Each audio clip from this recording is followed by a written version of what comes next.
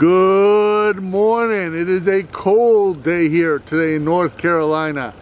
And today we're going to talk about advancing and retarding your light meter. So come along and enjoy this adventure.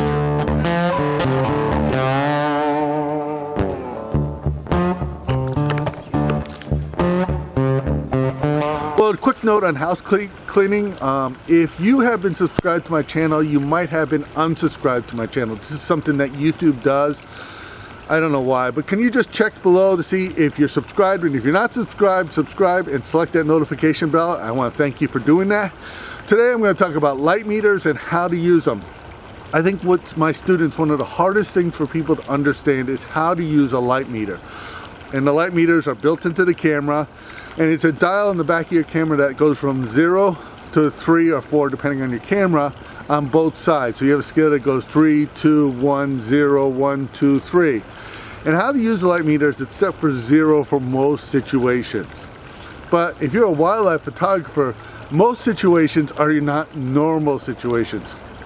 Wildlife photography is probably one of the most difficult things to properly expose for. And the idea is to get the photo as close to perfect out of the camera before you get into processing, because every time you process a photo and you change the exposure, especially when you change the exposure, that adds either more grain or more texture to your picture, and this can really degrade an image to the point where it's almost useless. So if you get it right in the camera, that cuts down on a lot of post-processing, and that produces a much higher quality picture. So why would you adjust the light meter? And there's two situations that I do this the most.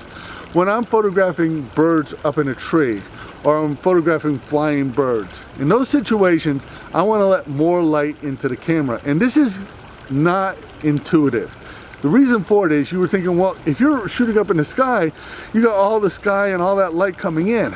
The problem is that the bird is darker and underexposed, so when you take a picture pointing up into the sky, the camera tries its best to expose for the bird, but because there's so much polluting light that's coming into your picture, it underexposes the picture. So in those situations, you want the camera to overexpose. In those situations, I advance the light meter about 1 stop, and that way there I will have enough exposure of the bird, and the sky will be overexposed, and that will be okay. We can fix that in post, because the sky is not as important as the bird. You want the bird properly exposed because that's the subject of your picture. The rest of it you can fix that in post. The other situation is that if you're taking pictures of a white bird, and I'm thinking of white ibises, pelicans, white pelicans, birds like that that are extremely white, and you're taking pictures of them in a very dark situation. An example would be, let's say you're taking pictures of white pelicans with a background of an island or something like that, that's trees and branches. In those situations, the bird will be overexposed and the background will be properly exposed. And again, we want the bird properly exposed. So in those situations, what I would do is retard the light meter or turn it down. Now, when you're turning down the light meter, you're actually letting in less light. This can be a dangerous situation.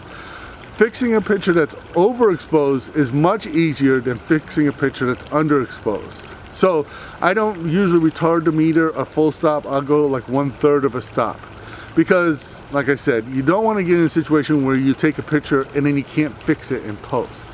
So I just want to make a quick video about this. One thing I want to talk about too is the Ukrainian invasion. Russia has invaded Ukraine. Now, I make my videos about a week ahead, so I just want to tell you that below I'm going to have some links to some charities that are helping the Ukrainian people.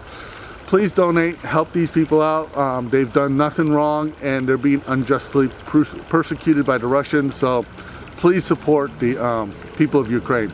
So I want to thank you for watching. If you enjoyed this episode, please give it a thumbs up. Please subscribe to this channel. As I said, it's important that you check, because I don't know why it's being undone. The other thing I want to consider is becoming a Patreon supporter. Your support allows us to keep doing this.